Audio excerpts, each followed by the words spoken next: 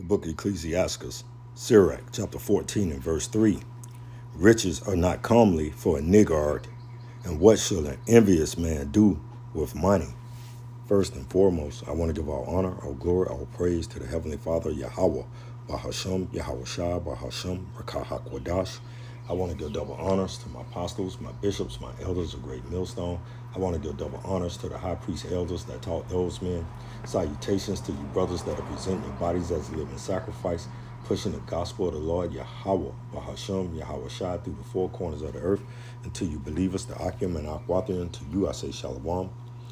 Once again, this brother Bon Malak at the Great Millstone Camp, Austin, coming at you with this quick lesson. And this lesson is really going to center around a video, that are circulating on X. And we're going to go to it. I'm called Fair Use, Fair Use. I'm not making any monetary gains off this video. It's only used for educational purposes only. And I'm going to look up we're going to look up the word niggard and envious. And if the mind online. But first, we're going to play this video again, Fair Use, Fair Use. And it's talking about, let's go to it. I knew it was going to do that shit. Let's lock you for it. Let's see if we can.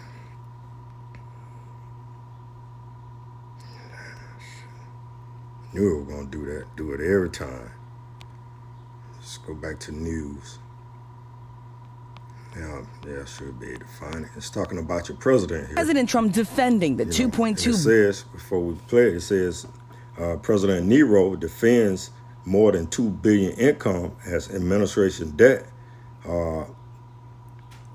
Income as administration debut, new Air Force One. Again, the ABC News, it said President Trump is defending his $2.2 billion in income in his first year back in office. See, back in office. That's why I'm coming out of the book of Ecclesiastes, Sirach, chapter 14 and verse 3. Let's get it again. Let's go back to it. It said Ecclesiastes, chapter 14 and verse 3. It says, riches are not comely for a niggard, and what shall an envious man do with money? And what shall an envious man do with money? Let's look up these two words real quick. A guy envious. It said late 1300 from Anglo-French, envious, Old French. You can go through all that, man. I'm just go right to the point. Jealous. It's an envious, jealous. Should be some more on that.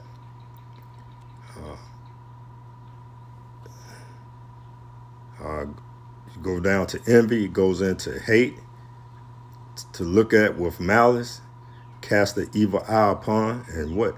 And these rich men, the elite, the banking family, and these the world 1%ers, they look at you common, everyday Babylonians, and you are common, just people of the world. They look at you with hate because you haven't achieved, I guess you would say a milestone of becoming a multi-millionaire or a multi-billionaire. So they look at you common, everyday people, with hate.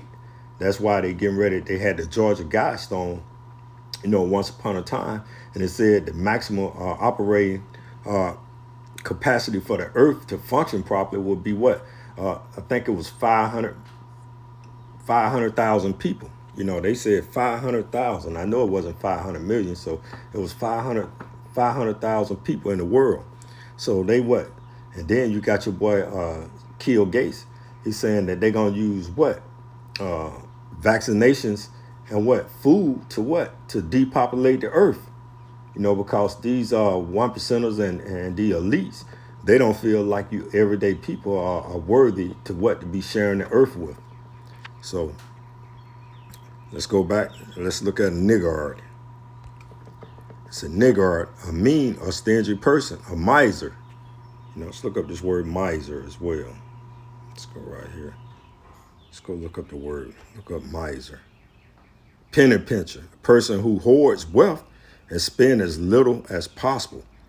You see, in the government, they should be for the people, man. The government and you so-called public servants, and I got that listed up here as well. I did an AI overview. Should public servants gain wealth? That's what I asked. It says, AI overview, it says public servants should not exploit their office or personal financial gain. Well, hell, fuck. Let's go back to this video. Let's go listen to this video and read this. It says, President Nero is defending his 2.2 billion in income in his first year back. He's not a public servant. Did not you Babylonians go vote? And many of the so-called Edomites, Babylonians, they said they feel like he relate to them. And that's how stupid, the so-called self-professed white man, woman, and child is, especially those uneducated ones, because they felt like a billionaire relate with them. They really were saying that out of their mouth. He relates to me. That's what them women were saying. And we're going to play this video because don't no billionaire relate to a poor-ass nigga, man. $1 billion in income in his first year back in office as he faces fresh questions about his finances. $1.4 billion of that money he made last year came from his family's crypto business, which boomed as his administration loosened regulations. So he's talking about his crypto business. They invested in crypto. If it's somewhere to be made money, whether it's in oil, transportation, crypto, or whatever, they are the Nero administration. As more specifically his family, they invested in it. They invested in it. What? So they can increase their wealth, man. They niggards, because they're not gonna share the wealth with the American people. They'll share it with the small hats over there in Israel. They'll share it with the Ukrainians. But they're not going to share it with you Babylonians who went to these polls and voted for these misers, who voted for these niggards. World Liberty Financial getting a major investment from a firm closely tied to the United Arab Emirates. Our Mary Bruce asked, and these niggas are doing inside trading and everything. Why they not, they getting all this information for inside trading. Why they not just telling the American people, hey, such and such stock getting ready to rise, or it'll behoove you, to put you $2,000 or $3,000 on this stock. No, man, because it's all insider. It's an inside job. George Carlin said, fucking goddamn, you not a part of it. You Negro, Latinos, and Native Americans specifically, but Esau Edom, he won't even put his own people down. To critics who say you're profiting off the presidency, Mr. Well, you know why I'm profiting? Because the stock market's going up. Everybody's profiting. The stock market does not account for the... He said everybody's profiting. You got people screaming and crying, talking about they can't afford food, that they can't afford these high electric bills. They can't afford these high water bills. They can't afford, to buy groceries. They can't afford, to find housing. But he's saying everybody's profiting. Everybody like who?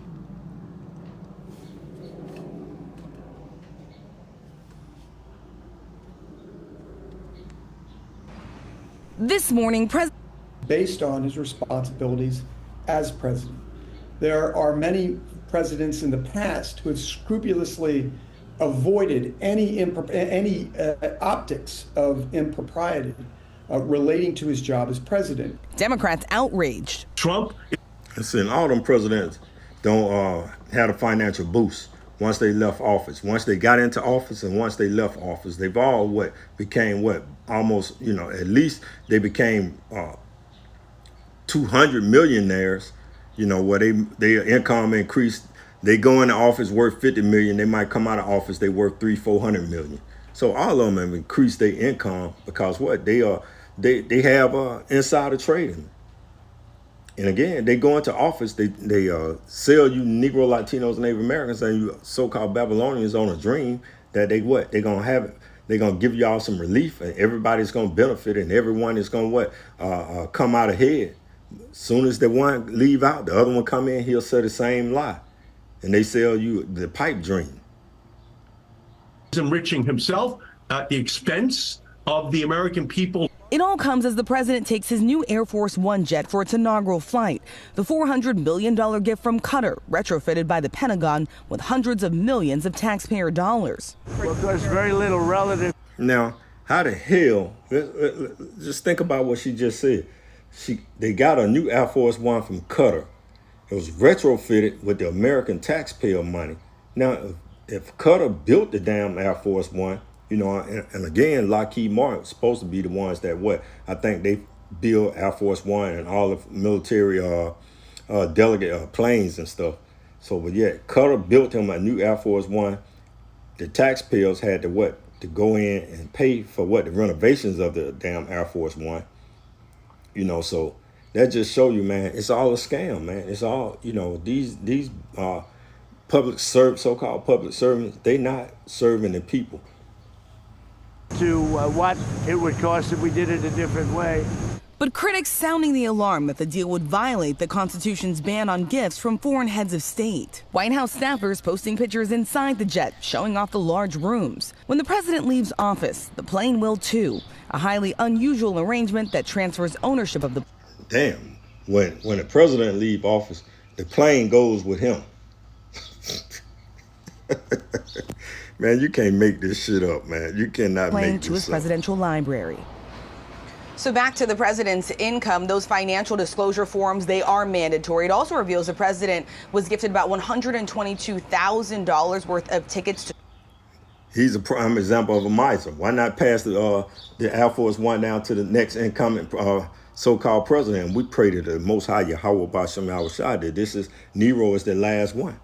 We are praying that the Lord Yahweh Bashem Yahushua that Nero is the last so-called leader of the free world. So, enough of that, man. Let's go to the scriptures. We're going to go back to the book of Ecclesiastes, chapter 14 and verse 3, and we're going to jump down and go down to verse, we'll read from 4 to verse 8. It's saying, he that gathereth by defrauding his own soul gathereth for others that shall spend his goods riotously. Verse 5, it said, he that is evil to himself, to whom will he be good? He shall not take pleasure in his goods. And again, this nigga, he evil to himself. So whom will he do good, man? He's not going to do good for you so-called Babylonian citizens, man. And especially Edomites, y'all are a reflection of Nero. So if he's not doing good, to himself, he's not going to do good to y'all.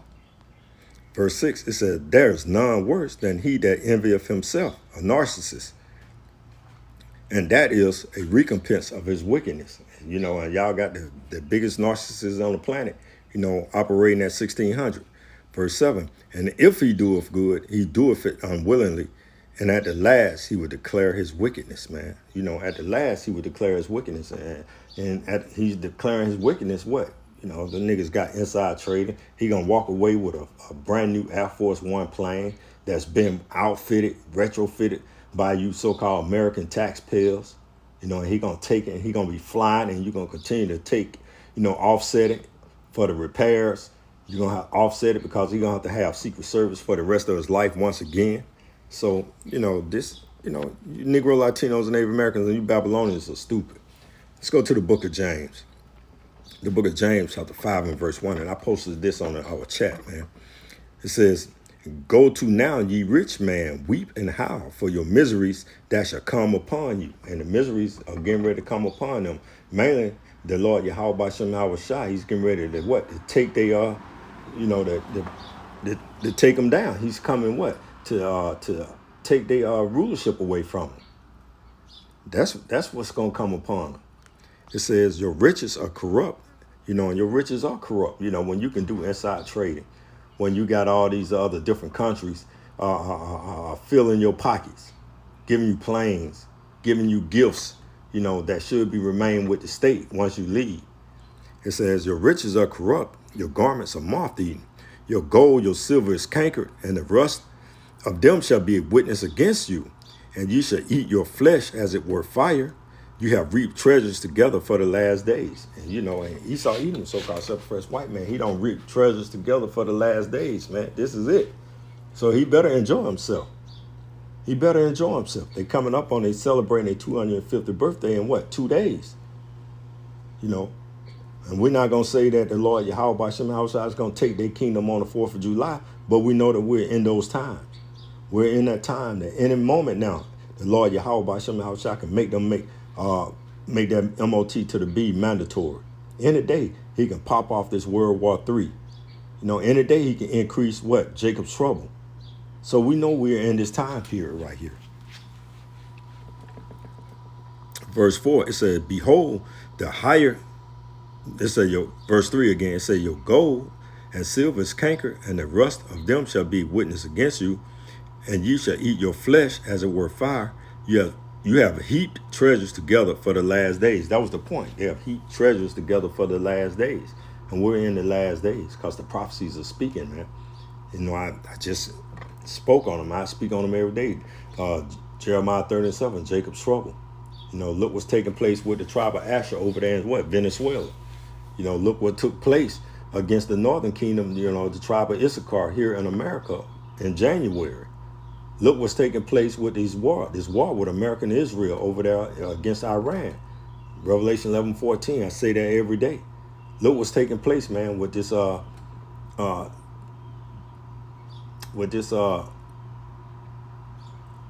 the thing that's coming up over there in China, where, you know, they got that social credit score. So, yeah, thwarted the how about shot social credit score. And they are building all these data centers. That's for what? Mass surveillance. And eventually they're going to give you Negro, Latinos, and Native Americans that MOT to the B. Not just y'all, but the whole the planet Earth. Gonna have to take that mark. Except the hopeful elect and the hopeful 1/3. Praying to Yahweh Hashem Hawashah that we endure. See? Because Esau Edom is getting ready to implement his diabolical plan to make everybody on the earth a perpetual slave. So these prophecies are speaking. You know, we know that the earth is given into the hands of the wicked. He covered the faces of the judges thereof. Job 9:24. I ain't gonna paraphrase it. Let's go to it. We can read this every day. You know, I know y'all probably get tired of hearing it, but you Negro, Latinos, and Native Americans, we got to try to just stir up your pure minds.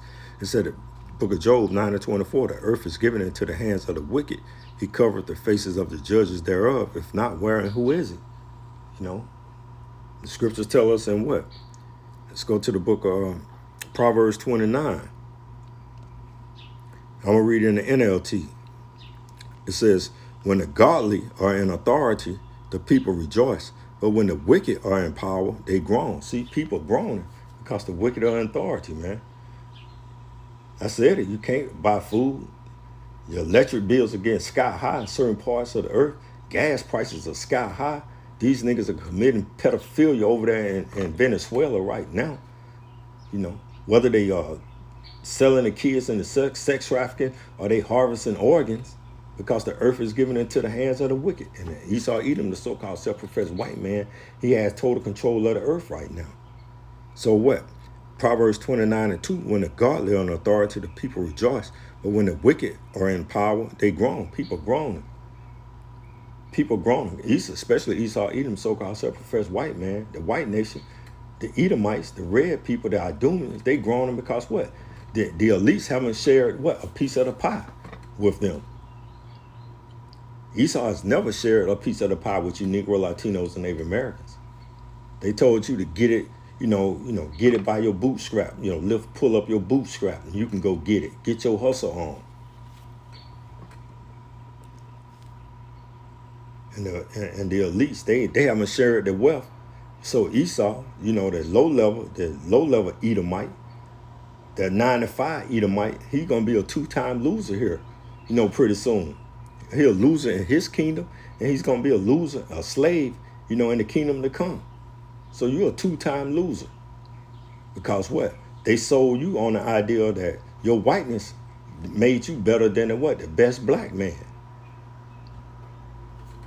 And again, when the godly, Proverbs 29:2, when the godly are in authority, the people rejoice. But when the wicked are in power, they groan. People groaning because the wicked are in power. The wicked has been in power for over 400 years here in America, Babylon the Great. But 2026, the prophecies are speaking. And now the so-called self-professed white man, woman, and child, now they are groaning. They are groaning. And they are groaning. And they're saying, why you Negro, Latinos, and Native Americans don't seem to be affected, by what's taking place on the earth? Because we're used to it. We're used to it. It said that there'll be 2 nations in Rebekah's womb, and one people shall be stronger than the other. Go read Genesis, the 25th chapter. And this nation that is stronger than the other people is you Negro, Latinos, and Native Americans. We're stronger than the so-called self-professed white man, woman, and child on the earth. We were fitted for hard times. They wasn't. They are weak people. So we're going to close it out there. I pray this lesson has been edifying. I want to give all honor, all glory, all praise to the Heavenly Father, Yahweh, Ba'ashem Yahushua, Ba'ashem Rikahakwadash. Double honors to my apostles, my bishops, my elders of Great Millstone. Double honors to the high priest elders that taught those men. Salutations to you brothers that are presenting your bodies as a living sacrifice, pushing the gospel of the Lord Yahweh, Ba'ashem Yahushua, through the four corners of the earth. Shalom.